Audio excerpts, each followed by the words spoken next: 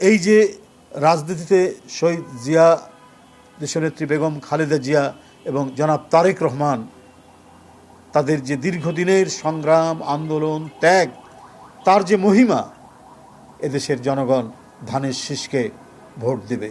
এদেশের জনগণ ধানের শীষকে শুধুমাত্র একটি প্রতীক মনে করে না, এদেশের জনগণ ধানের শীষকে একটি আবেগ মনে করে। এই আবেগেই ধারণ করেই এদেশের জনগণ ধানের শীষ প্রতীকে আগামী 12ই ফেব্রুয়ারি ভোট দেবে। এটা এদেশের শ্রেণী পেশার মানুষের দৃঢ় বিশ্বাস, সকলের দৃঢ় বিশ্বাস। আমরা আশা করব আগামী 12ই ফেব্রুয়ারি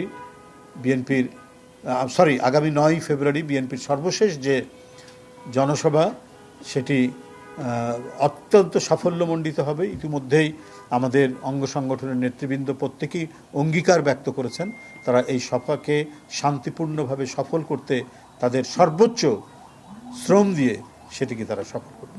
শাক দিয়ে মাছ ঢাকা যায় না, এই যে প্রবাদ, এই প্রবাদটা এমনি আমাদের সমাজে প্রতিষ্ঠিত হয়নি।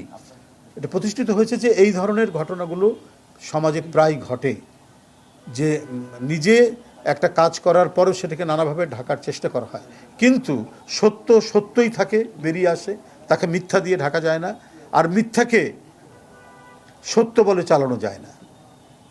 যা কিছু আমরা দেখছি, যা কিছু অবলোকন করছি, এটা শাক দিয়ে মাছ ঢাকারই নামান্তর।